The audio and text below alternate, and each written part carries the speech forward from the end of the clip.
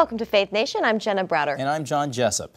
Well, Secretary of State Mike Pompeo was back from his trip to the Middle East as crisis continues over missing Washington Post columnist Jamal Khashoggi. That's right, Jenna. It has been now 16 days since Khashoggi entered the Saudi consulate in Istanbul, and he never came out. CBN's White House correspondent Ben Kennedy joins us from the North Lawn, where Secretary Pompeo spoke earlier today. Ben? Well, Jenna and John, Pompeo told reporters that it has been made clear to Saudi Arabia's king, crown prince, and even foreign minister of the seriousness of this situation. This as evidence increasingly points to some Saudi involvement in the death of Khashoggi.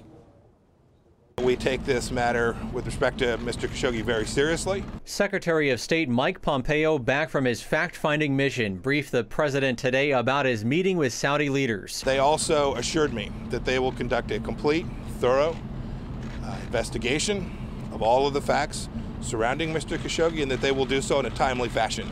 That investigation centers on the Saudi consulate in Istanbul. It's there evidence appears to be mounting that the Post journalist was murdered.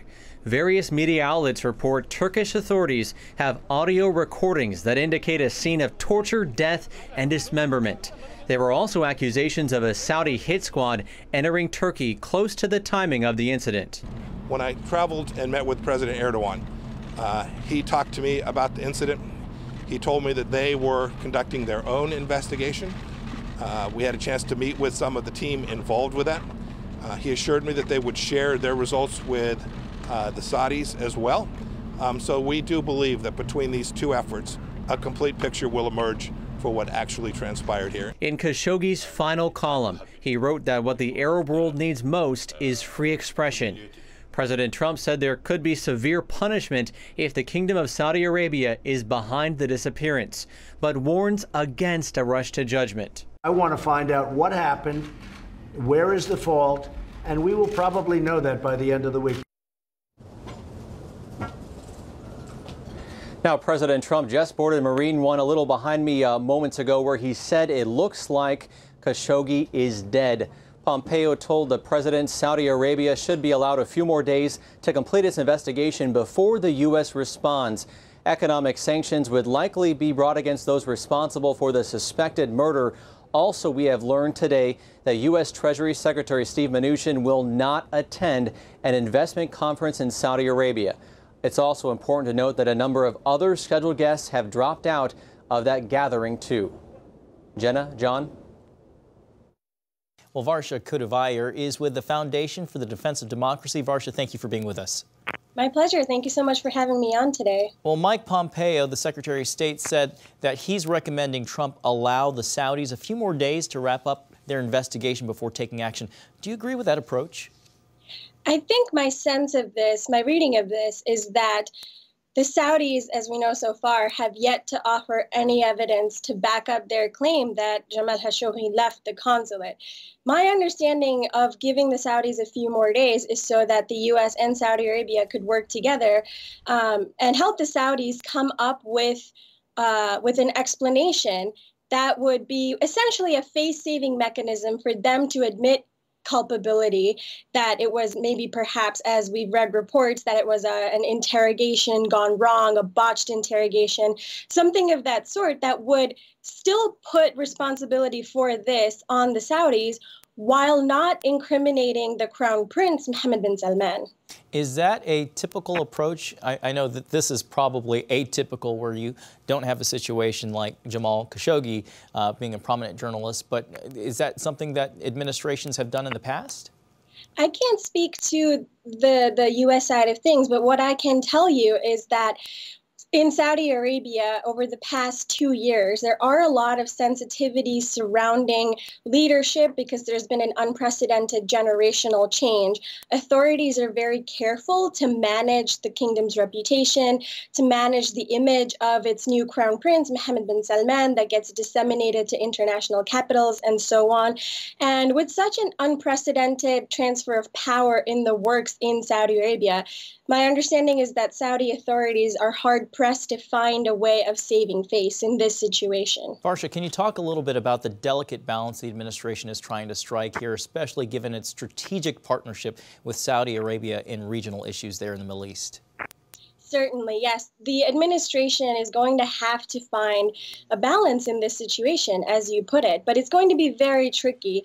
Essentially, what we must do is punish the Saudis, but not in a way that would completely rupture the relationship, because at the end of the day, the trade relationship is still very important. Bilateral arms sales are still very important. And the U.S.-Saudi relationship is hinged on two very important prongs, which is using Saudi Arabia as a regional counterweight against Iran, and relying on Saudi Arabia to balance global oil markets once oil sanctions against Iran kick in come November.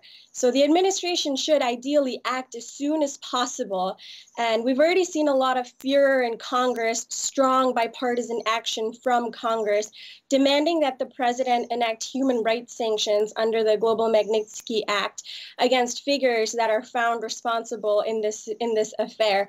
That would certainly send a strong message to the Saudis that this transgression is not going to be tolerated, but it would punish them, as I said, in a way that would still keep the core of the relationship alive and intact, because there's no denying that it's a very important relationship for both countries. Do you think we'll see some hesitancy from the administration, kind of like we saw with Congress really advancing the call for sanctions against Russia and having to put that in a bigger package so the president would sign off on it?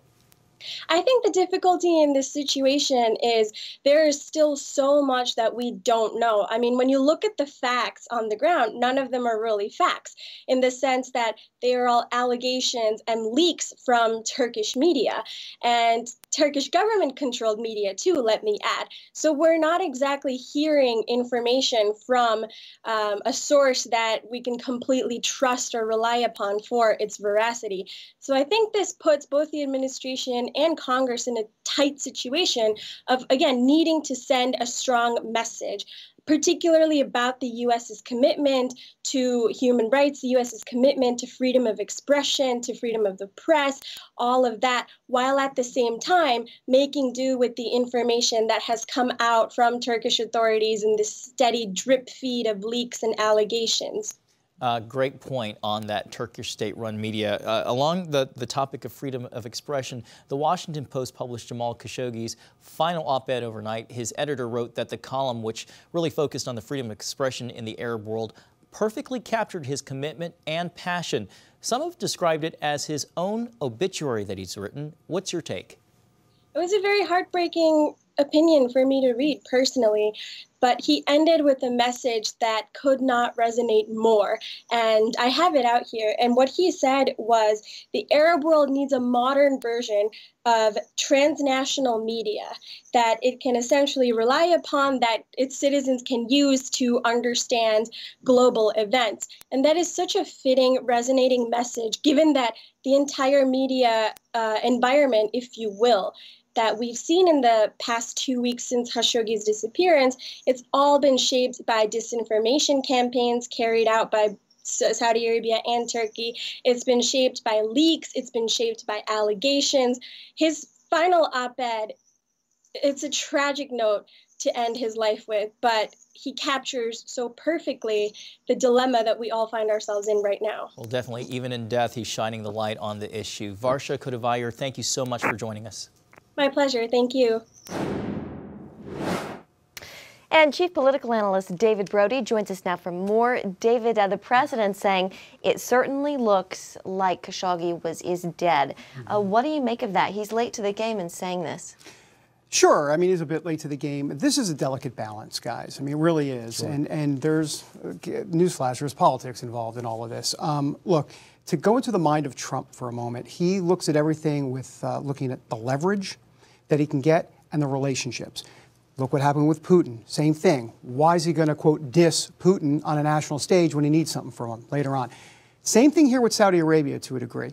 Look, they have this arms deal. We know about that. All right. So that's a major relationship right there. Beyond that, there's one word called oil. They control the oil production as it relates to OPEC. They're basically the de facto leading member of OPEC. And so you put all that together, and in Trump's mind, he's thinking, wait a minute, I got to go careful on this because I have relationships to deal with. I need leverage, and I also need some sort of final outcome, what is that going to mean? And I don't want to shoot myself in the foot before I have all of the facts. Yeah, and also keeping pressure on Iran, helping Israel. These are other factors as well. That's right. The location, for sure, is a big factor. You know, we've been talking about this in the news for the last couple of weeks. I think we just mentioned 16 days now. It's, of course, a diplomatic affair, but how much do you think this resonates with voters as we look ahead to November 6th? I don't think it really resonates at this point much at all, and here's why. Look, this is a tragic situation, and as it relates to not just what happened to Khashoggi, but also as it relates to what that means for freedom of the press and all of that. So we can talk about all that. But look, he's a Saudi citizen, born in Saudi Arabia, but living here. Sure. So this is a delicate balance, and I hate to kind of go there, but I'm going to for a moment. If he was a U.S. Marine and his name wasn't Khashoggi, there would be no doubt it's a different story. Different story altogether. Right. Because why? Back to his prism, Make America Great Again. If this is a U.S. citizen, a Marine, let's say, captured, then he calculates the leverage and relationships much differently than in a situation like this. Yeah, David, let's talk about the Supreme Court. Yeah. Don McGahn, he just left his position with the White House as the counsel there. What's the impact here going into the midterm elections? We are less than 3 weeks out. Well, just Don McGahn by himself, you line 10 people up on the street, they don't know who Don McGahn is at all. But obviously the Supreme Court's a big deal. Look, there was just a poll done. 54% of white women in America thought that Brett Kavanaugh was treated unfairly. And therefore, if you extrapolate that, most white women vote, or the majority of white women vote Republican.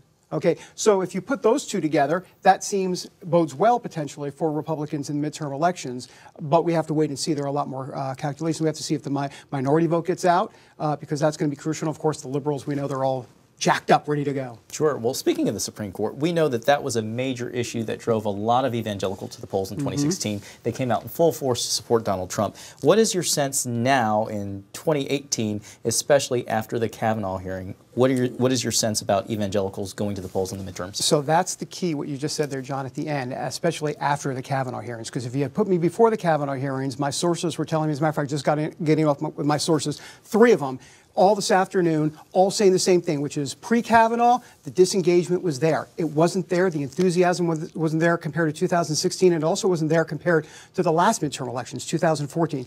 After Kavanaugh, post-Kavanaugh, much different story. The engagement is extremely high. I am told, and I'm just looking at some of my notes, but direct mail, a lot of brochures at churches, all that, they're being taken, it's just anecdotal, but the point is that they're being swallowed up. I mean, it's a big-time energy boost. Then the question becomes, can the energy boost that happened in early October sustain itself all the way through November 6th? That is unknown. We don't know, and that's why we do Faith Nation every day.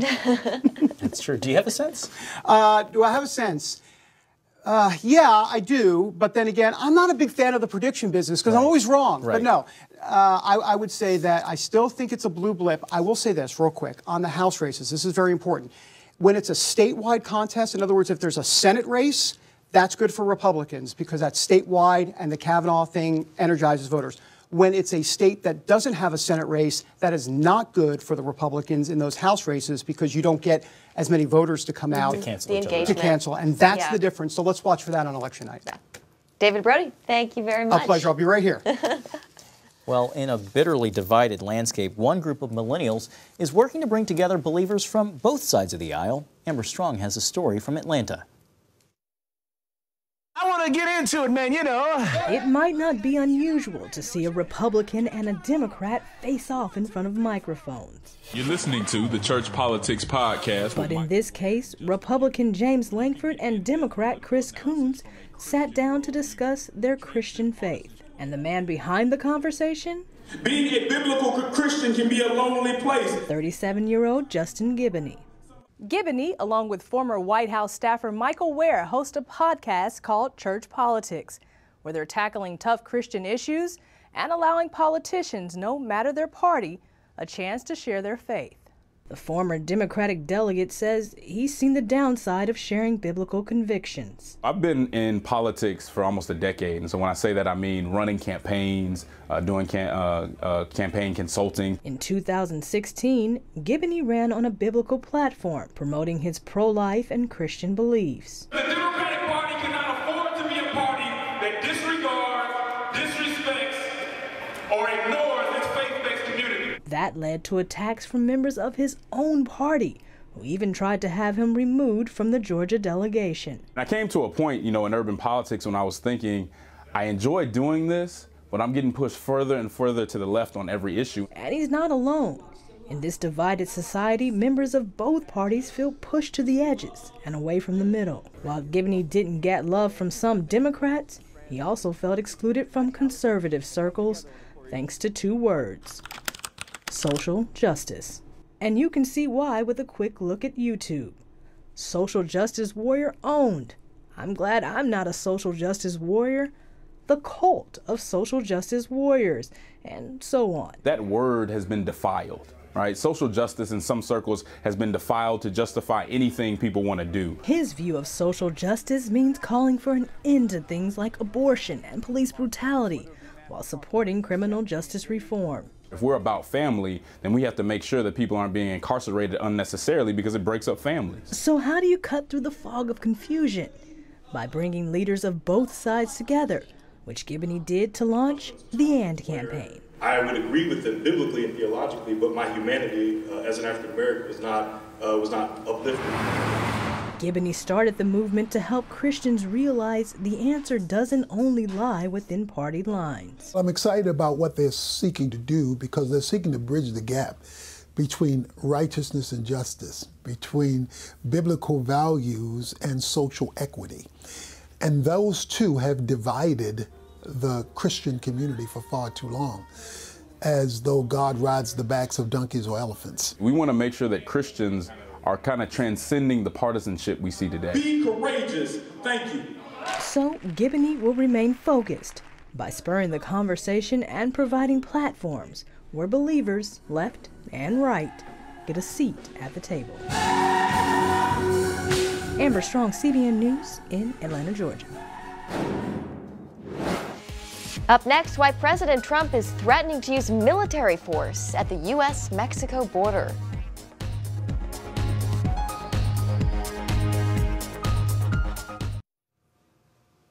Thousands of Honduran migrants are making their way to the U.S.-Mexico border despite warnings to turn back. And those demands are coming from both their own country and President Trump. CBN's national security correspondent Eric Rosales has more.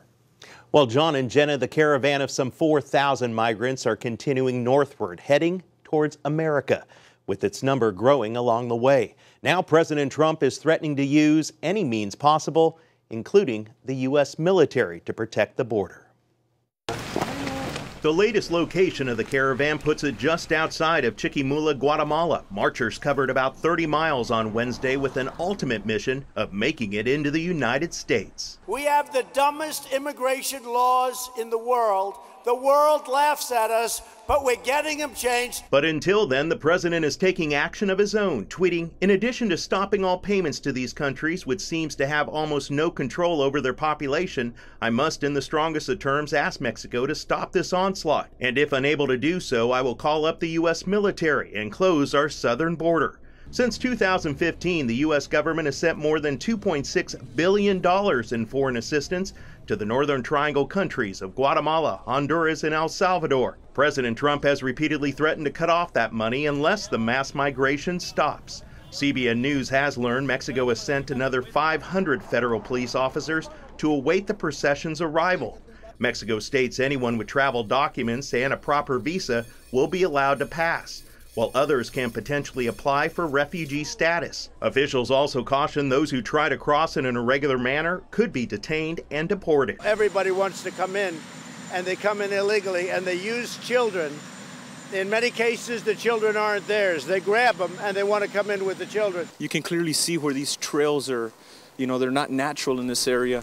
Just this week, Border Patrol agents in the Rio Grande Valley reported they continue to see large numbers of families and unaccompanied children trying to cross the border illegally.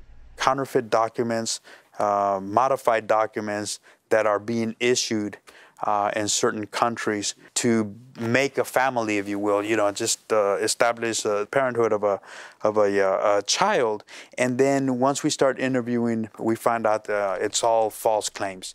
Last year, CBN News rode along with agents and witnessed the dangers they face. Never know who we're encountering in the brush. You could encounter a sex offender, a murderer, you know, somebody who has an active warrant. You just never know until you take them back to the station, you roll their fingerprints, and you get that information back. Chief Padilla told me in 2017, alone, officers arrested people from 70 different nations just in the Rio Grande Valley. Some were known terrorists. Secretary of State Mike Pompeo has already had a busy week after going to Saudi Arabia and Turkey. Well, he's now headed to Panama City today and Mexico City on Friday. He will meet with the presidents of both countries to talk about security issues like illegal movement of cash, weapons, and drugs, along with illegal immigration. Guys?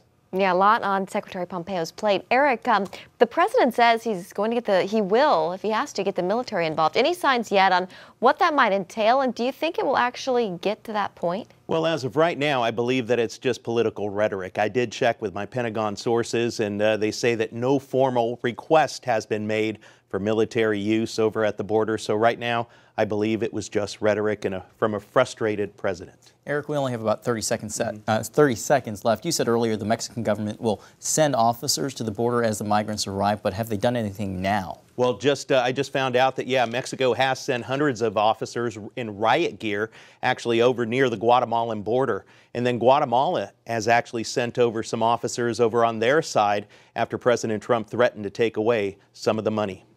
Okay. All right. Eric Rosales, thank you very much. Thank you. Well, still ahead, a look at the March for Life, the latest theme that says being pro-life is actually pro-science.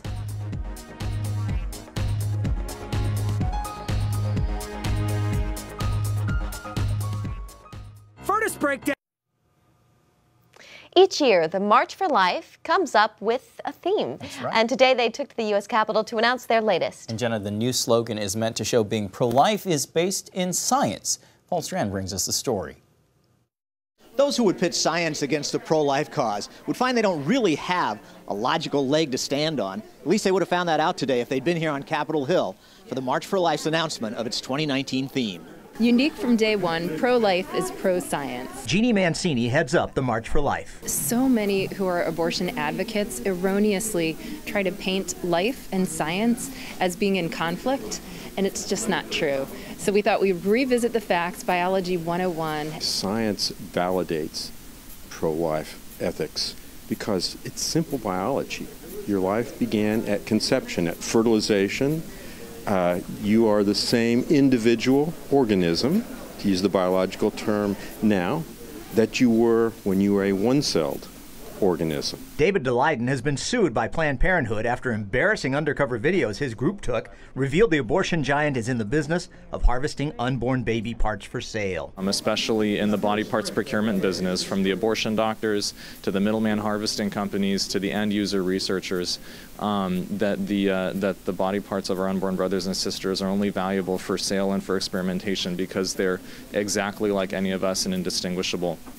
And if we don't recognize that, that's what opens the door to atrocities like Kermit Gosnell. The March for Life this coming year will be on the National Mall January 18th. Paul Straughn, CBN News, Capitol Hill. Thanks, Paul. Yeah, the March for Life, they do, gosh, they have a huge following, and they've gotten a lot of support from this administration. They sure have. Well, that's going to do it for tonight's Faith Nation. Have a great evening.